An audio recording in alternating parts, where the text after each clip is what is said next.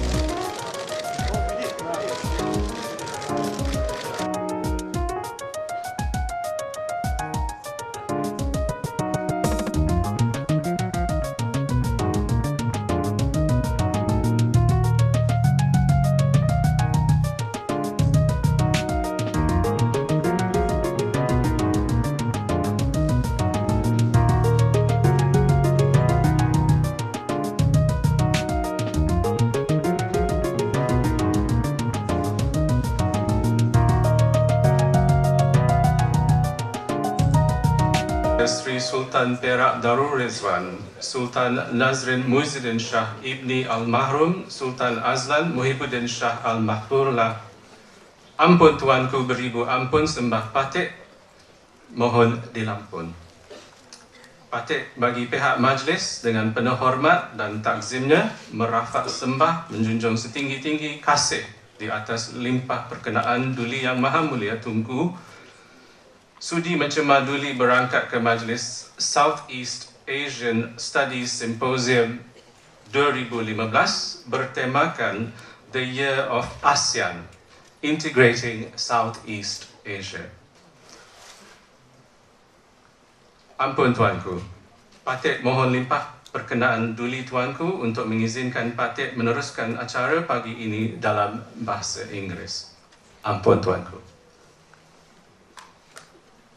Your Royal Highness, distinguished guests, ladies and gentlemen, it gives me great pleasure this morning to call upon Yang Bahagia Tan Sri Dr. Jeffrey Chia, founder and chancellor of Sunway University, founding trustee of the Jeffrey Chia Foundation, to deliver his welcome address. Tan Sri.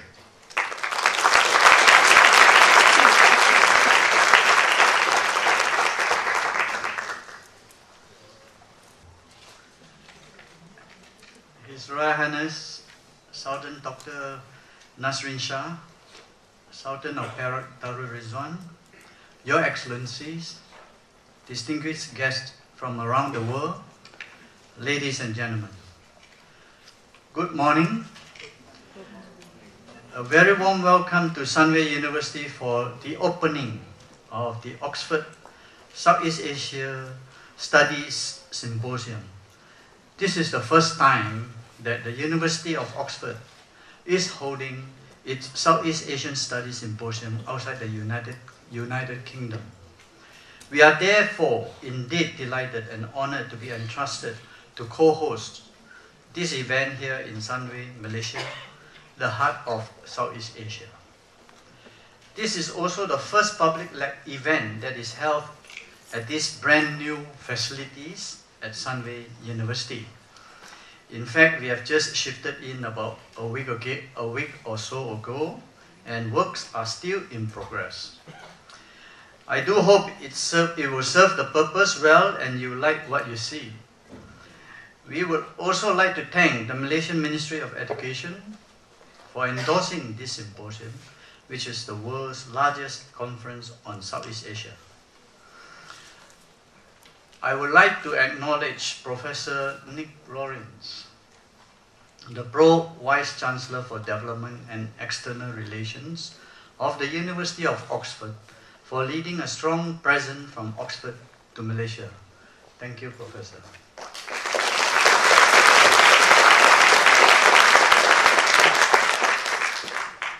This symposium is just one of the early fruits of our joint declaration on several academic and cultural projects, collaborations intended to establish a long and productive partnership.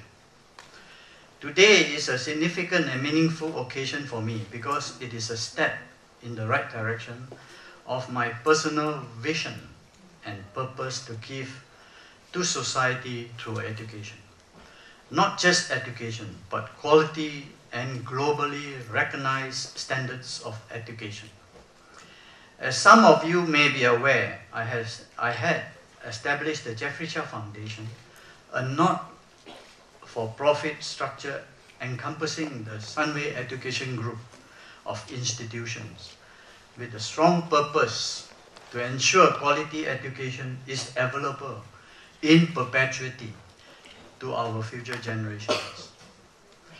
Thus, to be able to host a symposium of international repute right here at Sunway, where academic researchers from different intellectual disciplines from around the world gather to discuss broad-ranging current issues affecting the development of Southeast Asia as a whole, is absolutely aligned to that purpose.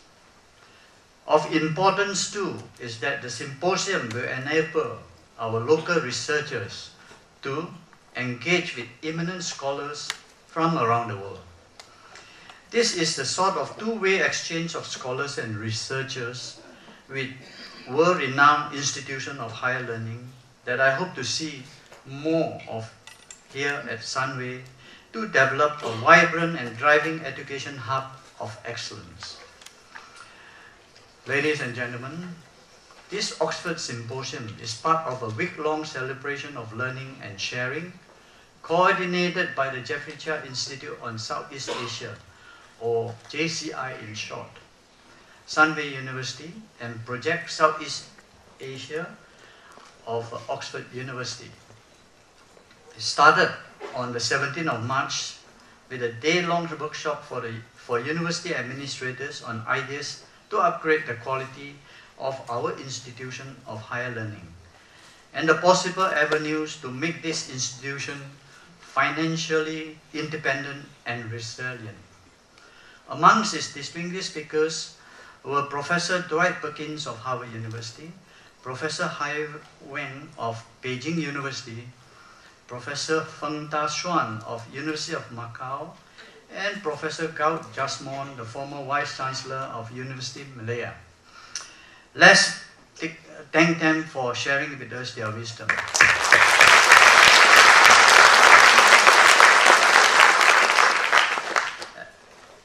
As part of this symposium, we are also hosting the Asian Economic Panel Conference, as well as 3 lectures under the Jeffrey Chia Distinguished Speaker Series, all of which are open and at no cost to the public. The Distinguished Speaker Series is an ongoing contribution towards lifelong learning and intellectual empowerment for the community.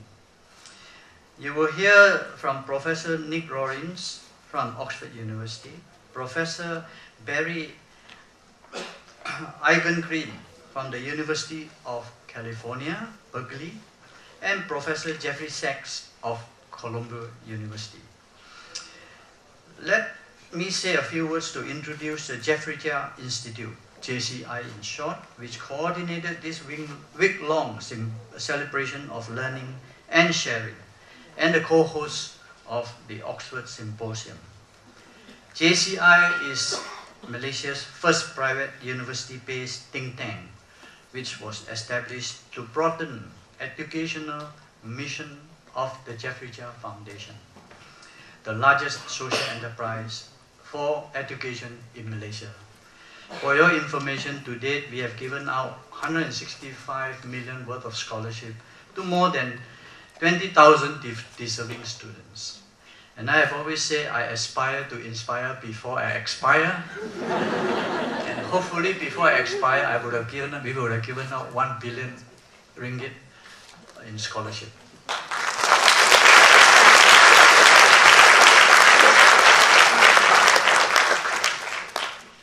Ladies and gentlemen, the foundation already has outstanding academic institutions like Sunway University, Monash University Malaysia, Sunway College, Sunway International School, Sunway Test Center for Accountancy Excellence, and the Jeffrey Chia School of Medicine and Health Sciences to provide world-class education at the secondary, tertiary, and professional levels. JCI's extension of the foundation's purpose includes the provision of high-quality analysis to the general public and the state agencies on how to solve development challenges in Asean.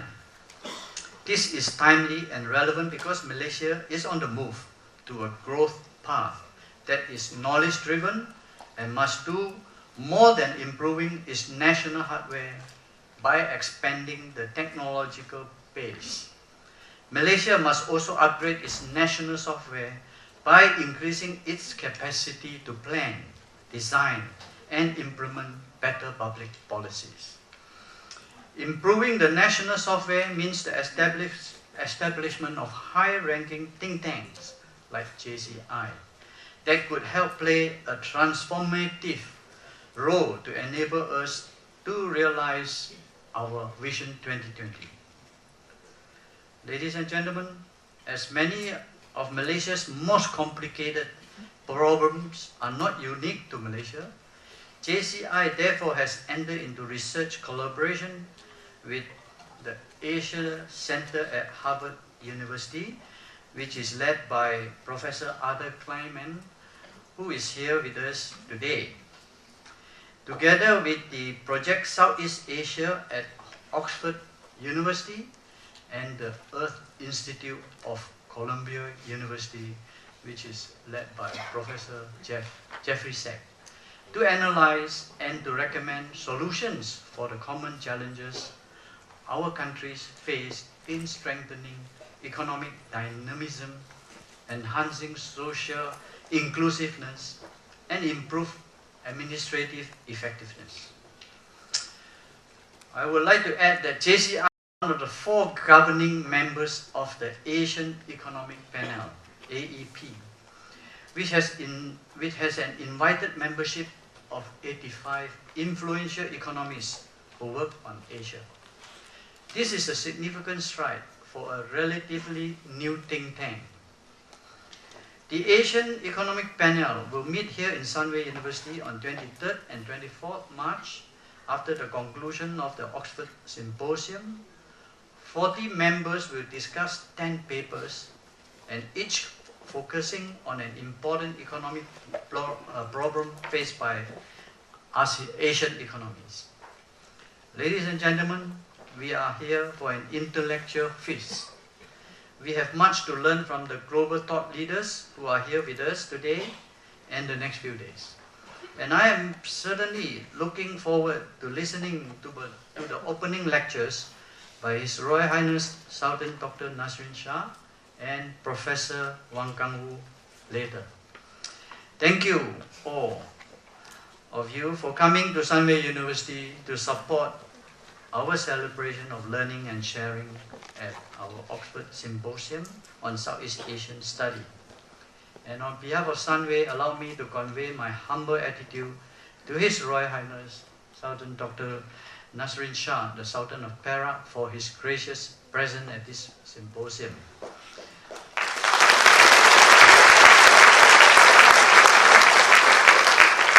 And my deepest gratitude and big thank you to all our distinguished speakers and the participants, and to all of you, ladies and gentlemen, for being here in Sunway. Please enjoy yourself.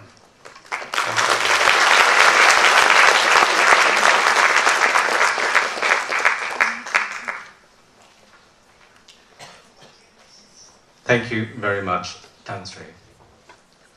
Ladies and gentlemen, it is my honor now to call upon the Pro-Vice Chancellor for Development and External Relations, University of Oxford, Professor Nick Rawlins, to give his address. Professor Rawlins.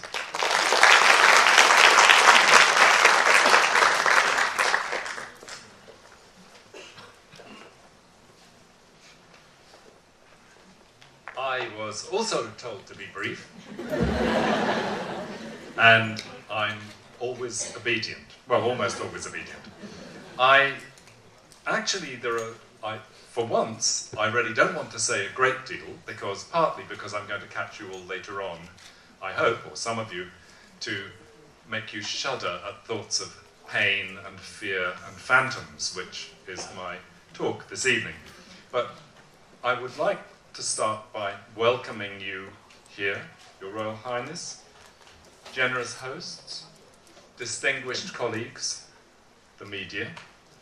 I'd like to add my own brief welcome to that of Tan Sri Jeffrey Cheer.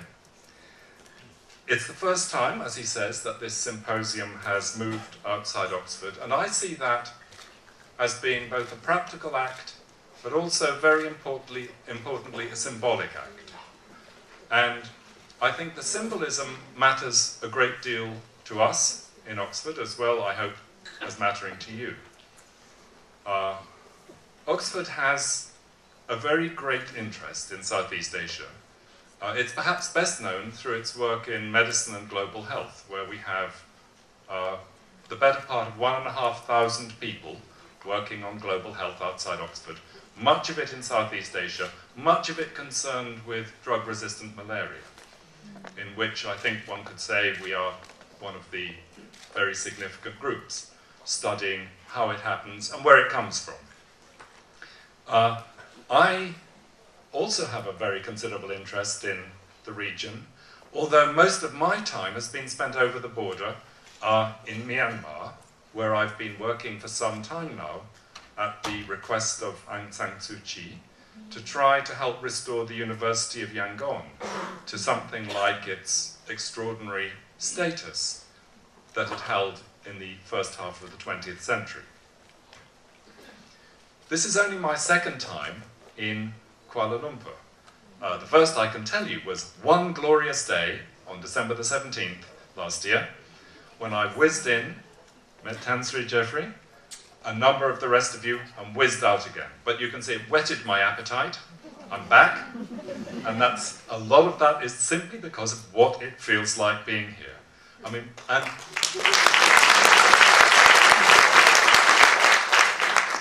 and I have to say, what a place to start my second, longer visit. I mean, you know, look around you, unfinished. Whew.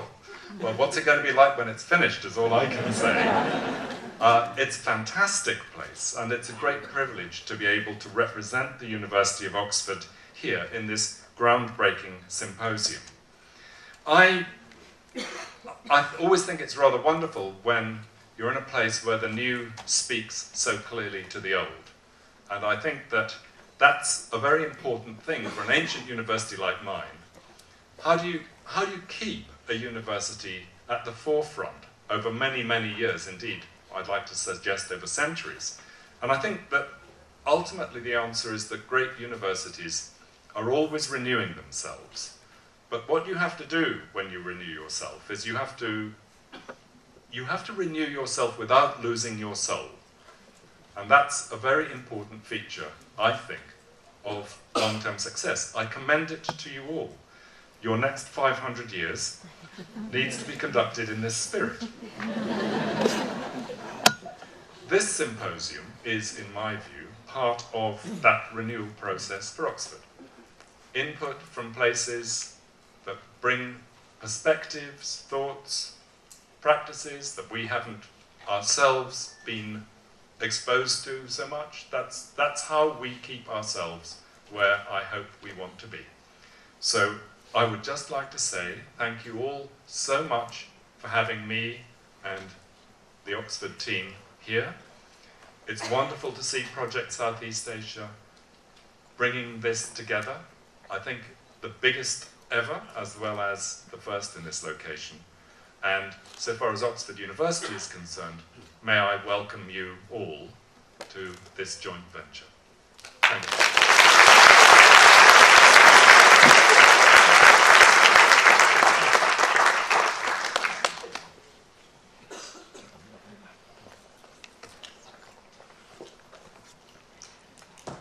Thank you very much, Professor Rollins.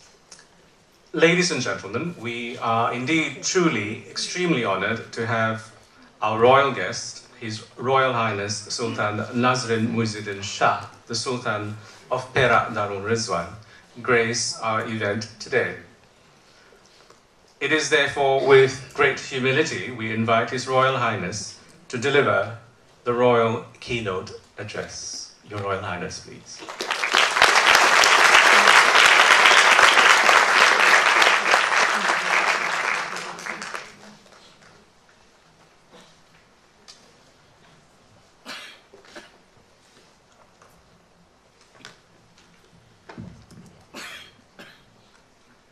Very good morning, ladies and gentlemen. Good morning. First of all, let me say how delighted I am to be here this morning and to be given the opportunity to say a few words to this very distinguished audience. I would like to thank Tan Sri Jeffrey Chia and Professor Wu Wing Tai for their very kind invitation. I am especially pleased to be able to renew ties with my old university, the University of Oxford.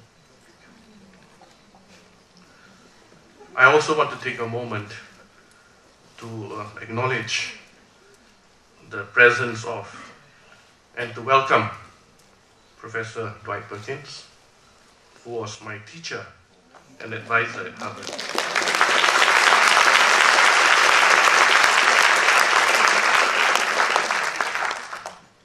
Even a sultan, especially a sultan, must pay respect to his teacher.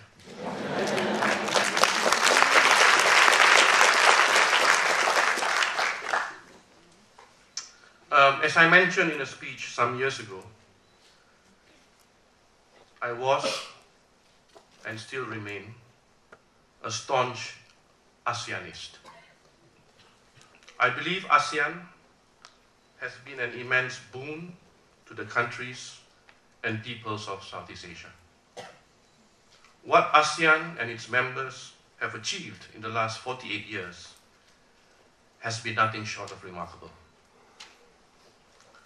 Born of the embers of conflict, ASEAN has rapidly become a force for peace. Conceived by countries that were in the early throes of nation building after centuries of colonization, but that were still audacious enough to experiment with regionalism, ASEAN has become a benchmark for regional cooperation among developing countries. Once just 5 countries, it now embraces all of Southeast Asia. ASEAN's ambition and vision have also grown over time, and with them have come new challenges.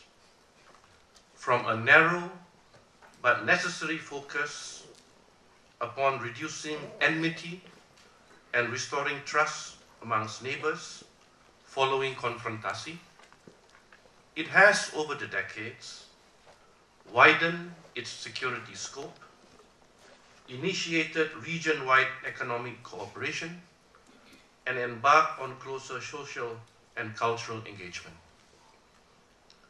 In the process, ASEAN established the principles, the rules, and the institutions for security, economic, and socio-cultural cooperation.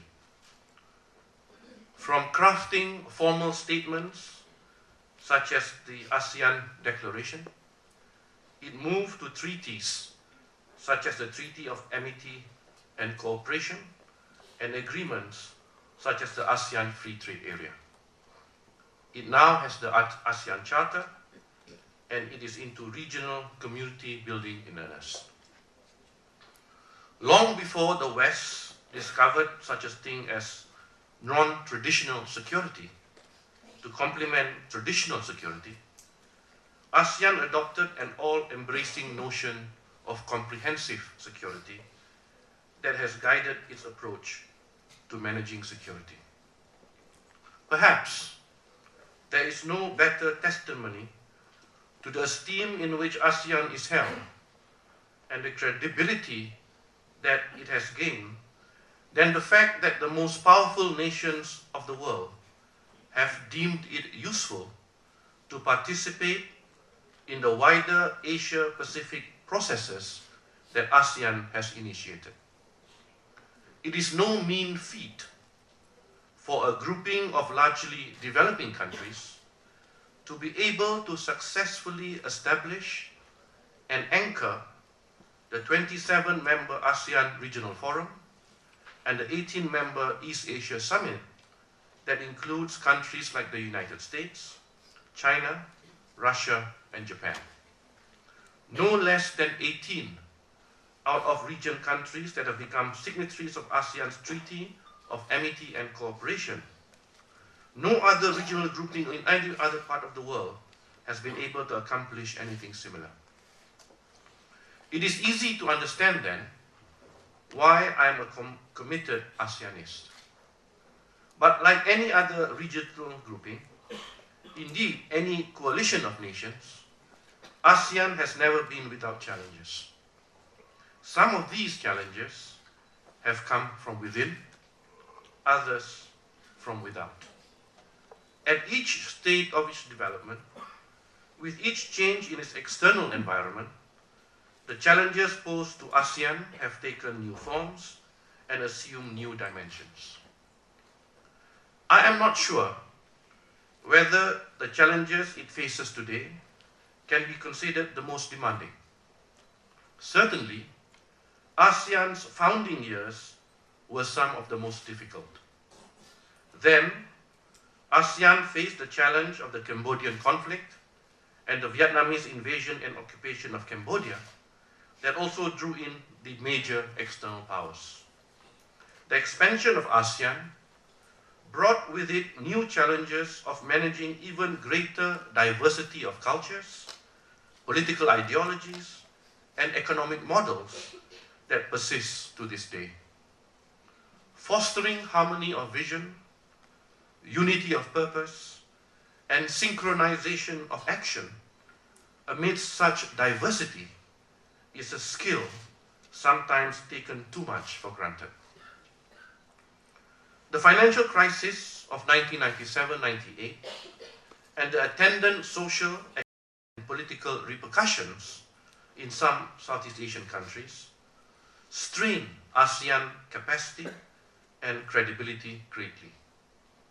The crisis underlined the inadequacy of ASEAN as an autonomous economic proposition and emphasized the importance of East Asia as a more viable economic entity. It also marked a juncture when ASEAN and its neighbors to the north realized that the countries of East Asia needed to come closer together if they wanted to become more economically secure and resilient. I do not apologize for having taken a little of your time to survey some of the challenges we faced in the past. I think it helps remind ourselves that the present moment in our history need not necessarily be any more fraught with difficulties, although it no doubt also presents us with some special challenges. Too often, we tend to think of the present as a crossroads. Perhaps it would be more correct to think of ASEAN's journey, like life's itself, as a journey of many crossroads, with some yet to come.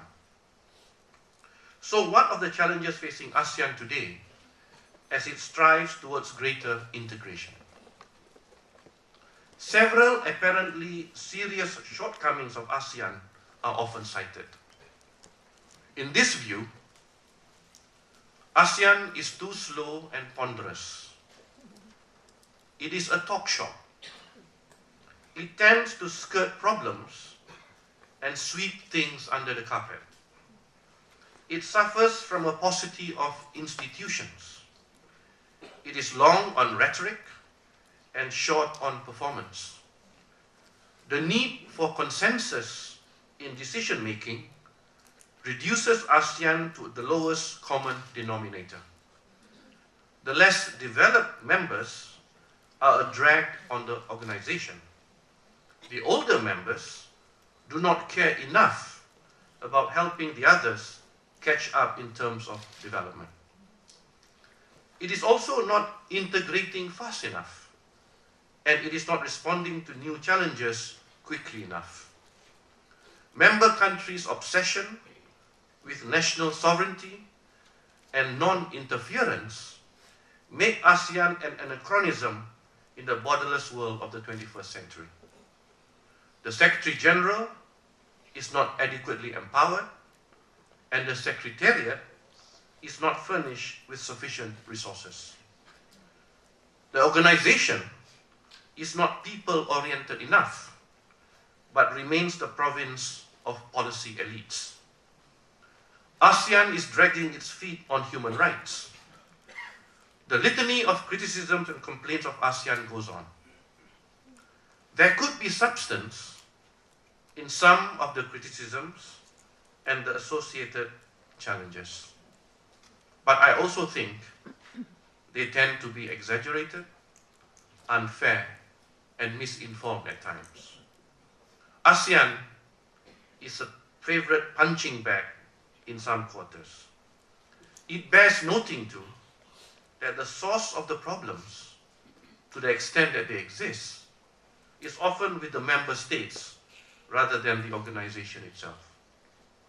Nevertheless, the challenges confronting ASEAN are indeed very significant, and perhaps it would be convenient to discuss them in the context of arguably the biggest challenge that confronts the organization and its member countries today.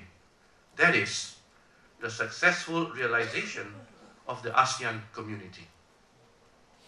Malaysia, the current chair of ASEAN, will declare the ASEAN community realized on December 31st this year.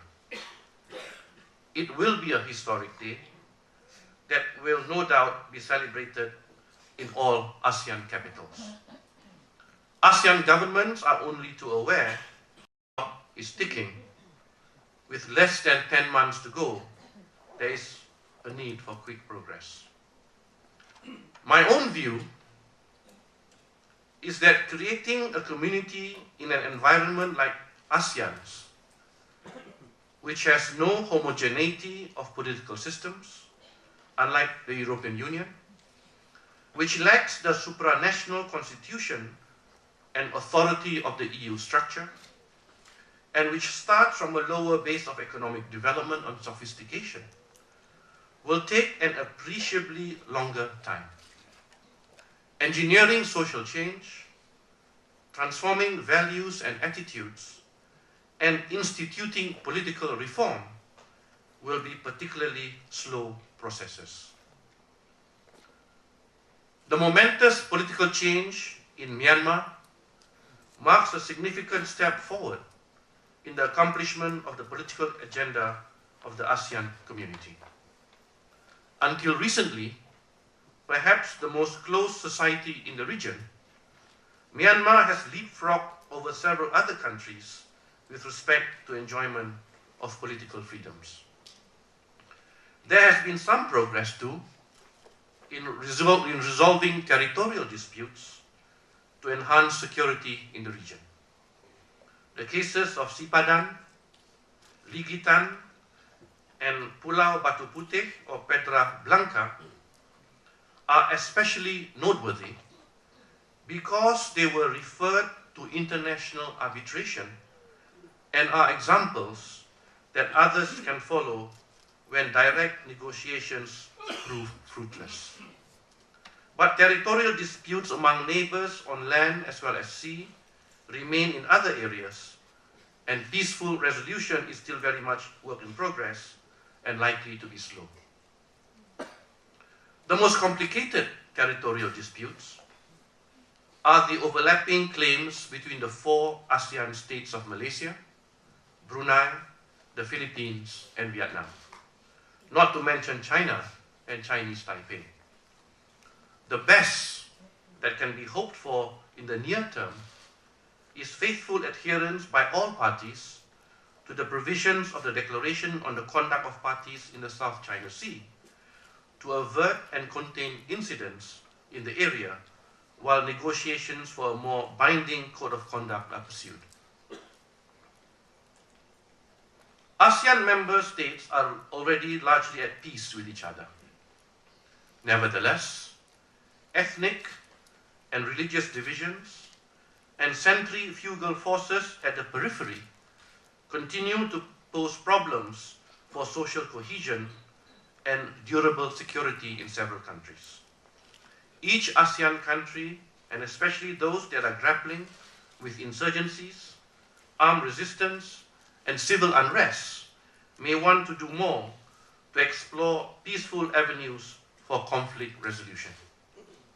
Neighbors can assist to mediate in the process, as is the case in the Philippines and Thailand. It appears that ASEAN has also made an earnest effort to strengthen institutionalization in line with blueprint requirements in all 3 community binding areas.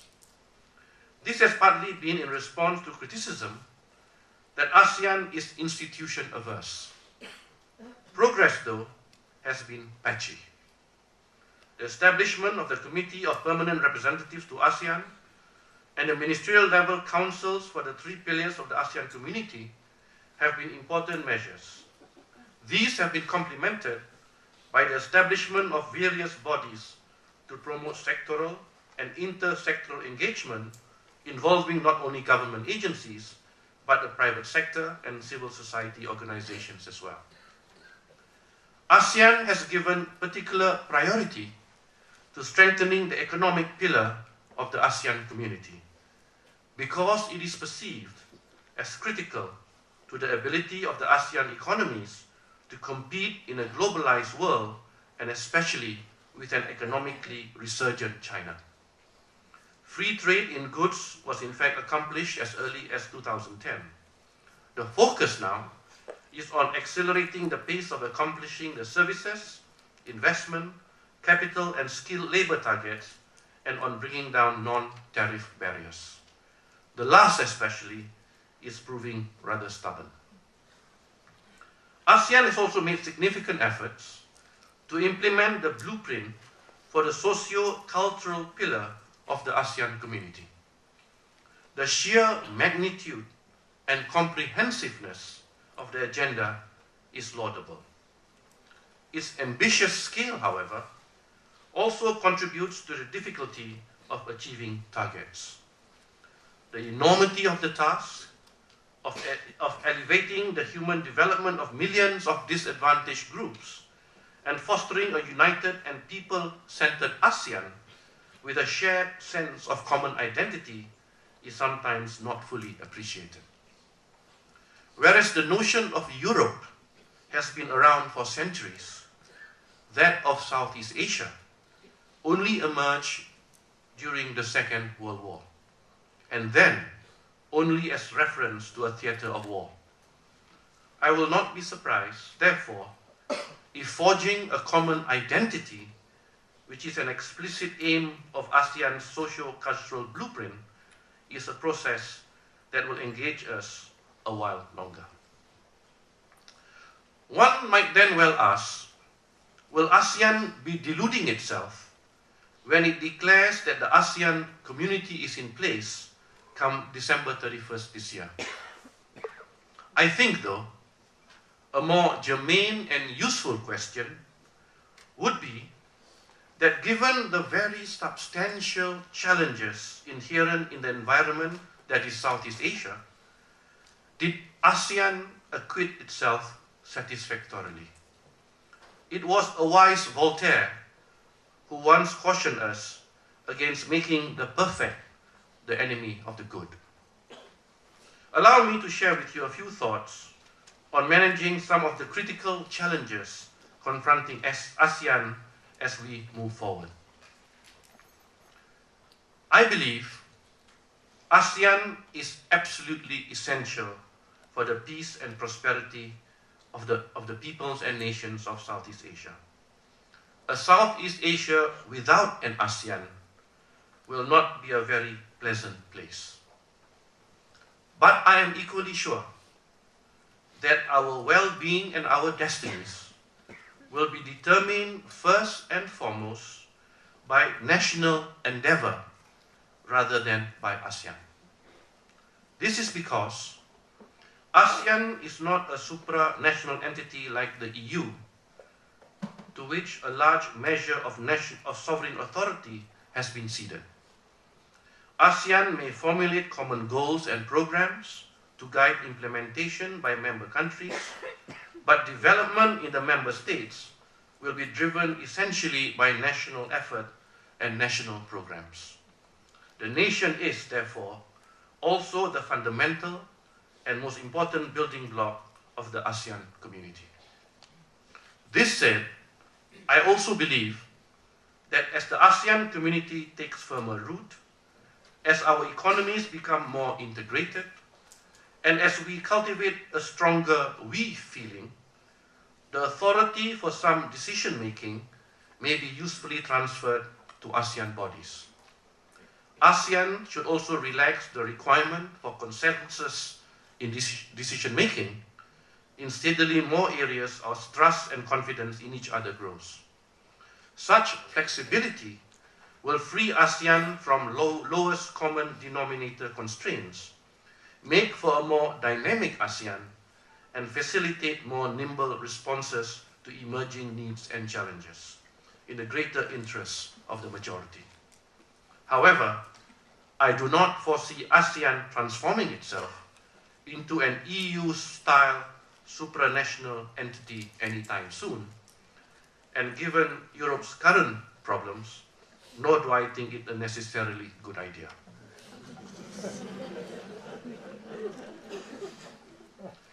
If the nation state is the fundamental building block of the ASEAN community, the next tier would be the forging of a network of bilateral relations among member states that are based on common interests, mutual friendship, and shared peace and prosperity. In our fascination with the more fashionable idea of regionalism, we tend to overlook the fact that a network of strong bilateral relations is perhaps even more important in many instances. In Southeast Asia, with its many historical legacies and current issues between neighboring states, this indeed appears to be so. Many of Southeast Asia's problems are bilateral in nature, and the proper conduit for their management and resolution would be bilateral relations, not ASEAN. An ASEAN community founded upon close and cordial bilateral ties will be that much more resilient. As it is, bilateral relations are generally very good, but substantial work remains to be done to resolve the remaining border disputes amicably, employment of foreign workers, and management of fisheries disputes. The ASEAN Human Rights Declaration is an important instrument for promoting human rights. In my view, though, there cannot be too much reliance upon it in its present form to advance the cause of human dignity in the region. It can only act as a supportive and guiding instrument for action in the domestic sphere. Primary responsibility rests with national governments, and it is a responsibility every government may wish to honor and take seriously. There is much to do. In some countries, this may involve political transformation towards more representative government. This issue illustrates the practical difficulties of fostering a political security community that is more democratic, representative, and human rights compliant through a consensus-driven body like ASEAN. Progress in this dimension of community building will ultimately be determined by domestic forces of change rather than external suasion or diktat. I would like to conclude with some thoughts on the security challenge for ASEAN. The 21st century has so far been a century of war for hundreds of millions of people. Much of the Arab Crescent and greater West Asia is in turmoil. There has been a spike in violence in Western and Central Africa. Ukraine has become a scene of armed conflict. The repercussions from the unrest in greater West Asia and North Africa are impacting security in Europe and the United States, not to mention countries like Malaysia, Indonesia, and Brunei. The ASEAN political security community blueprint envisages an outward-looking ASEAN that plays a pivotal role in a regional architecture to enhance peace and security in the Asia-Pacific. This is an area where ASEAN has actually done quite well, as evident from the several region-wide processes for security and economic cooperation that it anchors. The regional security environment, however, is becoming more challenging.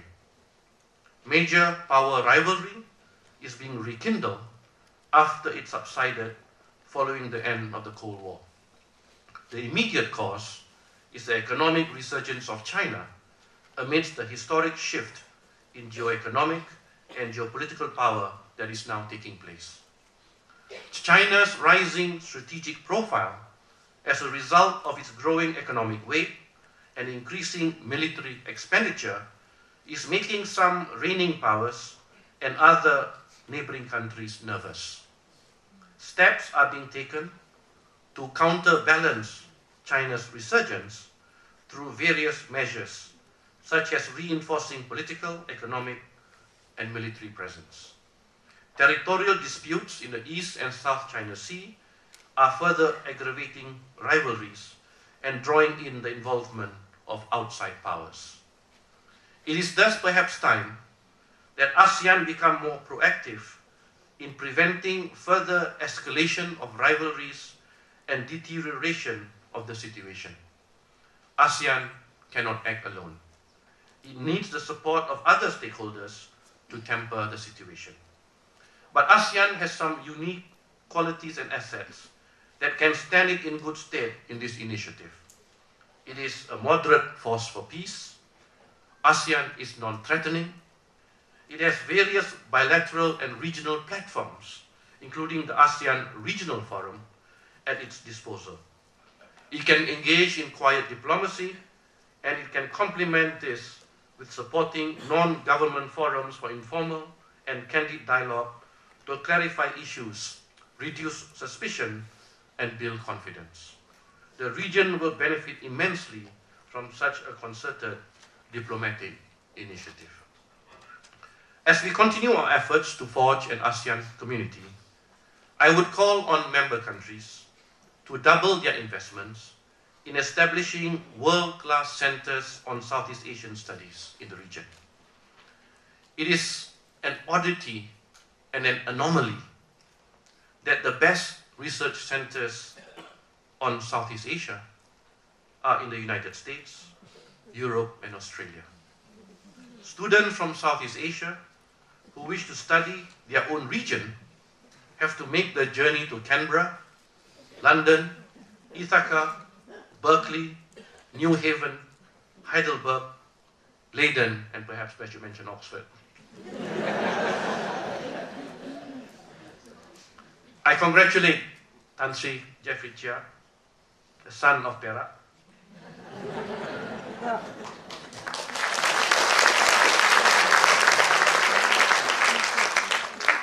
for establishing the Jeffrey Chia Institute for Southeast Asian Studies. I commend the Institute, Sunway University, and the University of Oxford for hosting this symposium for the first time outside of Oxford, and I hope this will not be the last. Thank you.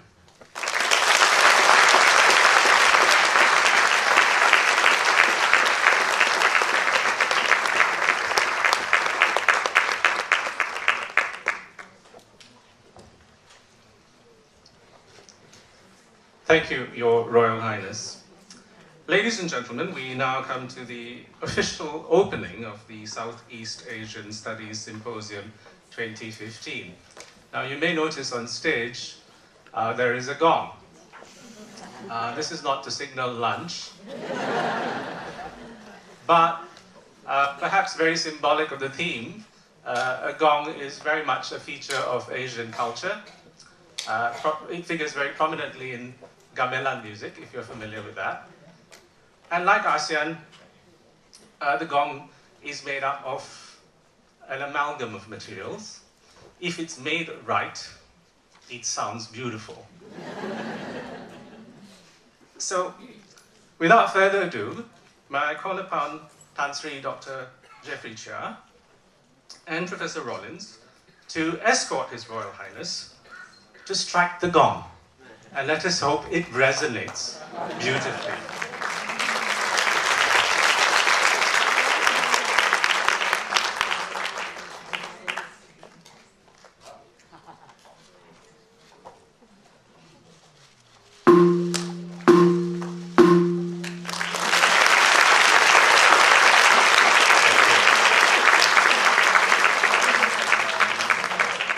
Thank you very much, Your Royal Highness, Tan Sri and Professor Rollins. Well, that sounded beautiful, so let's hope that it resonates throughout the conference. Ladies and gentlemen, we are indeed privileged to have with us this morning Professor Philip Krieger from the University of Oxford. Professor Krieger is a specialist in the history of population theory and analysis and chair of Project Southeast Asia's steering committee. Please join me in welcoming Professor Krieger as he introduces our distinguished speaker delivering the keynote lecture. Professor Krieger, please. Thank you.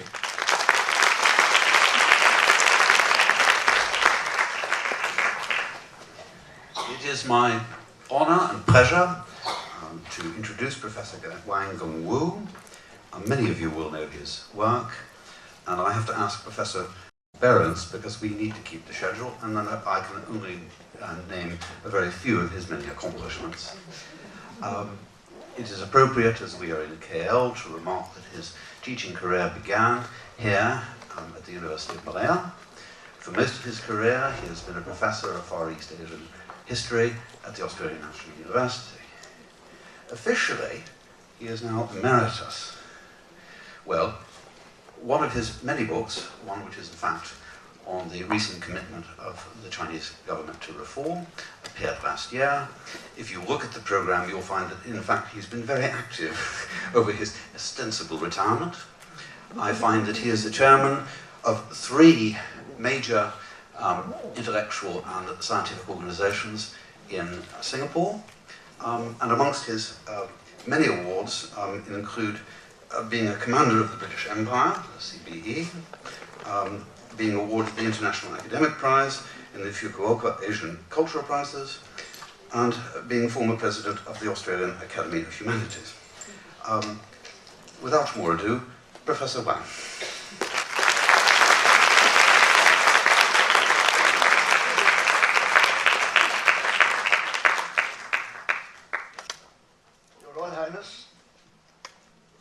It's a great privilege to be on the same stage with my Sultan. As you know, I'm a child of Perak, the state of Perak.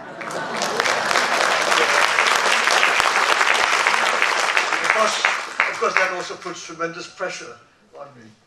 I'll do my best. Distinguished guests, ladies and gentlemen, it's a great honor to be invited to this first Southeast Asia Symposium in Sunway University by the University of Oxford. When I was asked by the Jeffrey Cha Institute to give this short speech this morning, I looked at the program, I looked at the title about ASEAN, so I thought I would speak about ASEAN. But after what you've heard from His Royal Highness, there is nothing else I can add. The Professor Wu, who invited me to give this speech, did alert me to ask me, in fact, to broaden the issue a bit. And of course, it is appropriate because I've just completed, with my colleague, Dr. Wiki Beng, my personal survey on a history of the world, nothing less. From a very small perspective, from the small room that I have in the National University of Singapore, looking far out. So maybe this is my way out on a subject like ASEAN or Southeast Asia, to try and place it in the larger historical and geographical context, and maybe add a little bit to the perspectives that you have just heard from His Royal Highness. In my effort to look at the history of the world, I was very struck by the fact that in the long lines of centuries of development of humankind, the records of history, the things that we read about, started a long, long while ago, and all these records pertain to the Eurasian continent. Not because the other places were not important or that there were not other important things happening there, but because we had the records. The records of the areas that now look essentially as 3 continents of Europe, Asia, and Africa, but essentially the records were of Eurasia, including, of course, the north coast of Africa because of the special position of the Mediterranean. And this fact has led me to think about what it has meant to change that perspective from the Eurasian core that has dominated our history for thousands of years to the present globalized world, in which could only have happened because of the history of maritime change of the last few centuries. We take for granted now what has been called globalization. Globalization has been even projected backwards to say that there's always been some kind of globalization way in the past. But I would define globalization to mean coverage of the whole globe as we have it today. And that had never been possible without the maritime developments of the last 5 centuries. It is maritime that has made us global. And it is maritime history of the past few centuries that has transformed the world so utterly as compared to those centuries where the Eurasian core was the heart of human history, at least of recorded human history. And when you look at it that way, we start from that continental perspective, then we ask ourselves, why did this maritime globalization occur so late? And we look at the edges of this Eurasian core. You look at the civilizations that developed on the edges of the core, because it is significant that no great civilization arose from within the Eurasian core, but occurred on the edges. Basically 3 major ones. The Mediterranean ones, which included all the areas surrounding the Mediterranean, which includes Europe, Asia, and North Africa. That's the core of one major civilization, the most ancient. Then 2 other ancient civilizations, one in South Asia, the heart of it is India, and that of East Asia, the heart of it was China.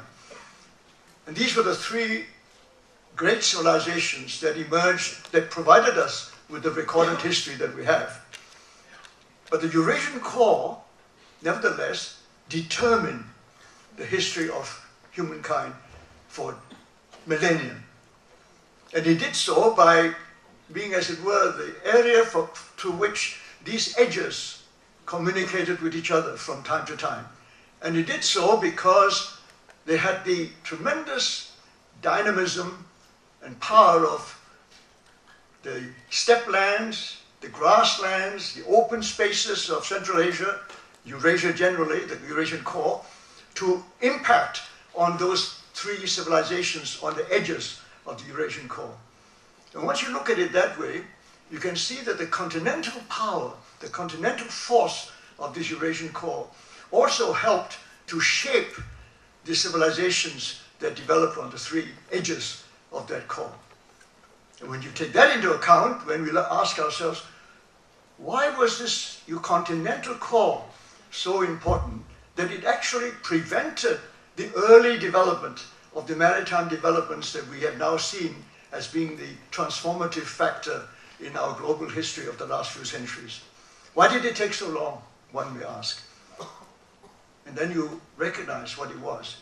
It was the fact that all these 3 edges of the Eurasian core constantly had to defend themselves against the continental forces that emerged from the Eurasian core.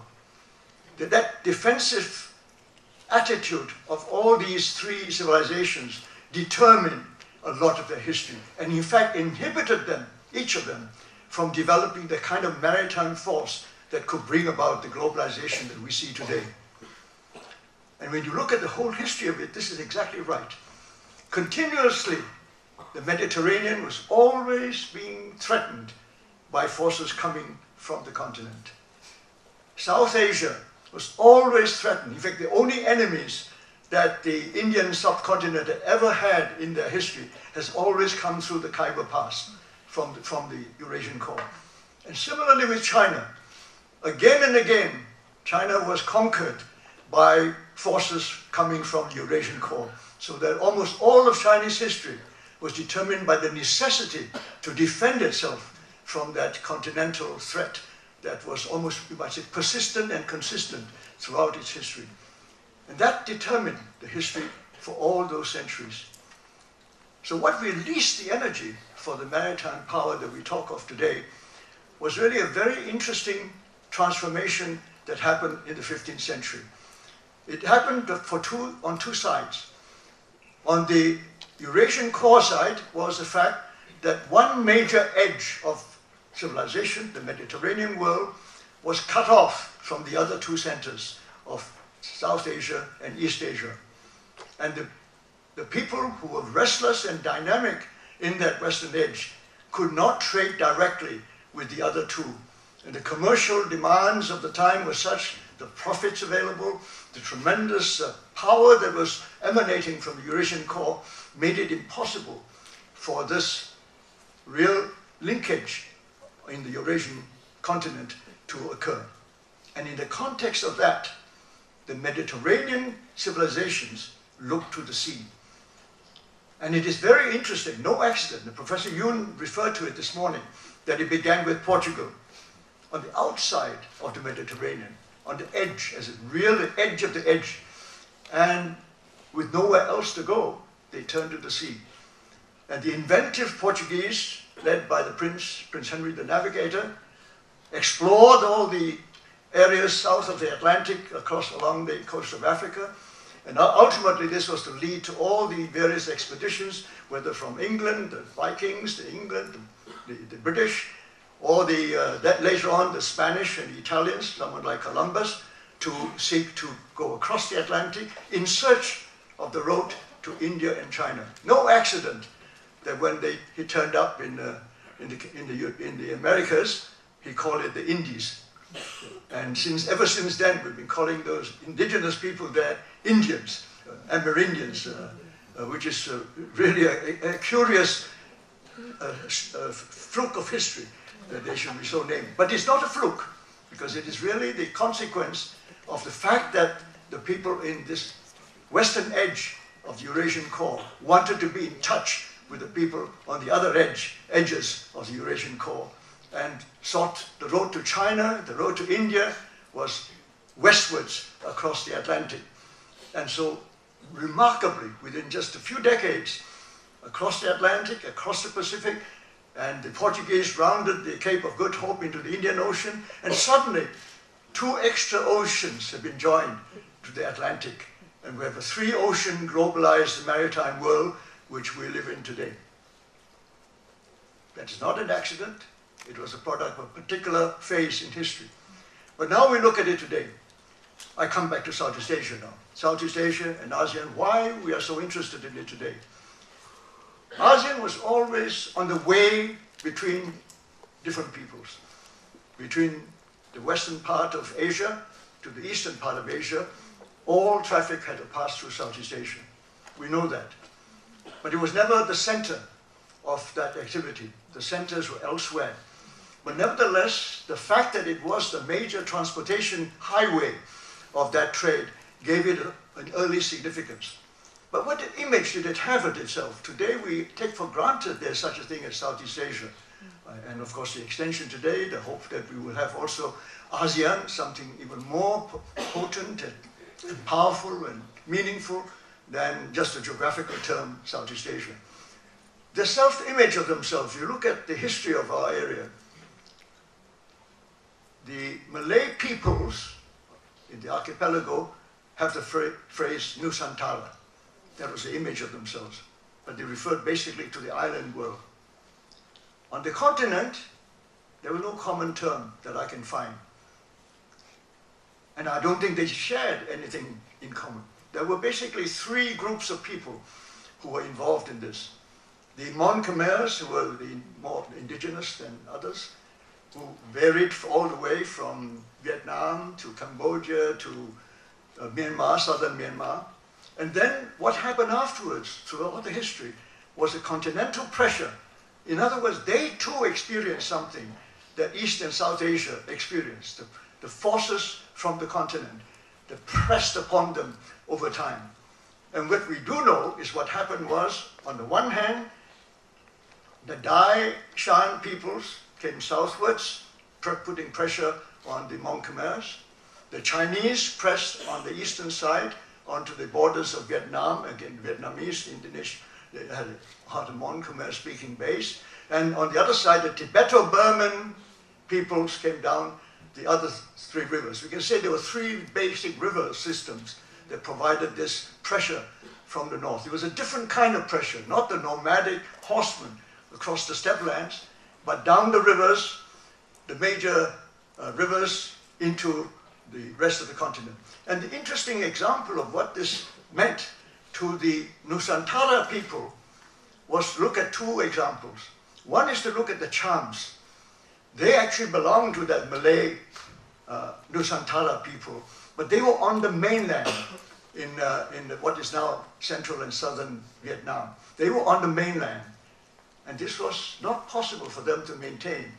It is not an accident that in the end the Vietnamese pushed down, and the Chams basically, they lost their kingdom, they lost their state, they lost their identity, and they have virtually vanished as a distinctive people, because they were archipelagic people, maritime people, trying to be on land and then losing out in the end. The other example, which is not the same case, the opposite example of this, is what I call the Semenanjung Melayu, or Melayu Semenanjung, who came to the Malay Peninsula. They also came rather late, but they came and they stayed. They were Malay people from the archipelagic world, the Nusantara world, but they were Semenanjung Melayu, and they have remained. But this is the interaction between the maritime and the continental, and you can see that these tensions were there from way, way back. It's not new. Why I have emphasized this is because the challenges that Your Royal Highness pointed to earlier on really go very, very deep in our history and our geography. And taken together, we can see that these challenges are still with us in some ways. The fact that we now have a maritime globalized world doesn't change the fact that the continents still remain, except that there are now two extra continents, the North and South American continent, and there's an Australian continent. These are additional ones, but the original Eurasian continent still remains. And Africa is rising in a different way. We don't expect it to be too soon, but nevertheless it is there to be something to watch for and to be conscious of. But at the same time, the Eurasian core hasn't gone away.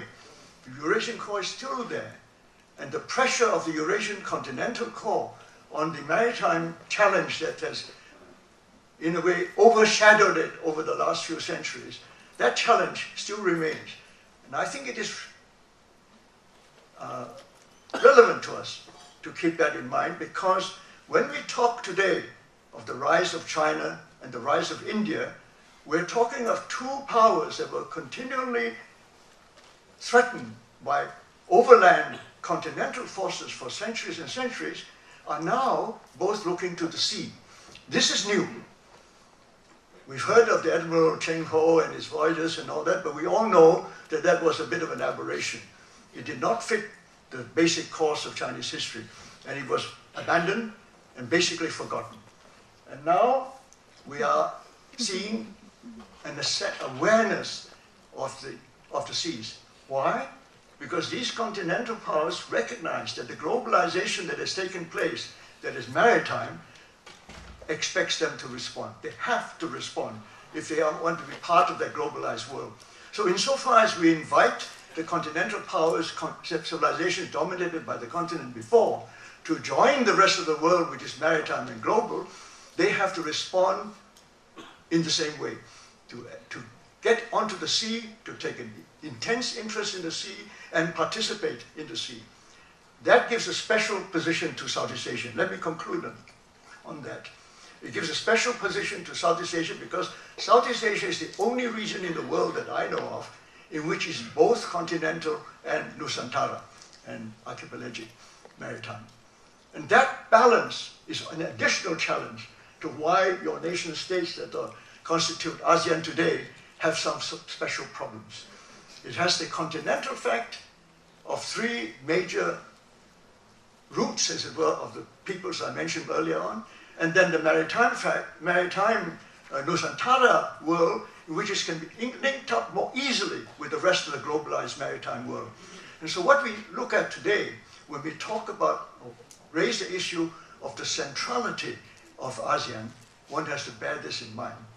How to be central when the area itself, the region itself, has that tension between the continental pull and the archipelagic pull, as it were, in two opposite directions. They can be combined, but it requires a tremendous imaginative effort on the parts of the leaders of all these countries to think in that way. And that is, I think, to me, the most important challenge, how to do that. Because if you don't do that, if they don't really overcome those geographical and historical disconnections, they would have tremendous difficulty getting that centrality. And yet, as Your Royal Highness pointed out, if you don't have the centrality, if you're not united, you will be pulled apart. And the pulling apart is very obvious. On the one hand, you can have a maritime arc, which you link up all the way from Japan down to Indonesia, right into the Indian Ocean, against the continental force. Or you can have, as it were, a continental force pushing out the maritime forces from this part of the world. Neither objective is of any value to Southeast Asia. Somehow, the Southeast Asian leaders have to find a way to bring their continental and Nusantara halves, as it were, together and provide, if they can do that, provide a lesson to the rest of the world in the new globalized world in which the maritime and the continental can learn to live with one another. Thank you very much.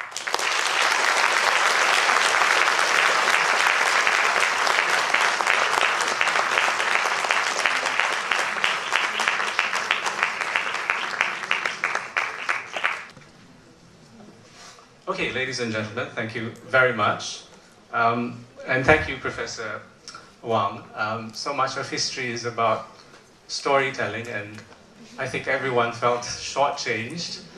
Everyone looked so mesmerized with that wonderful story and narrative, without a single piece of paper or PowerPoint slide to guide him. Thank you very much, Professor Wang.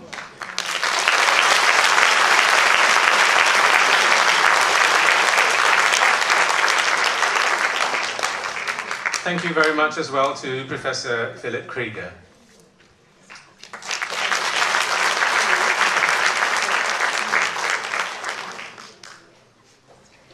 Ampun tuanku, disembah maklumkan bahawa demikianlah sempurnanya Majlis Southeast Asian Studies Symposium 2015 bertemakan The Year of ASEAN, Integrating Southeast Asia pada pagi ini, dan patut mohon keizinan duli tuanku untuk mengakhiri majlis ini. Ampun tuanku, beribu ampun, sembah patut mohon diampun. Mengumumkan keberangkatan Duli Yang Maha Mulia Paduka Sri Sultan Perak Darul Rizwan diiringi oleh Tan Sri Dr. Jeffrey Chia, Tan Sri Datuk Sri Razwan Hashim, Professor Rollins dan Professor Wong Gambu.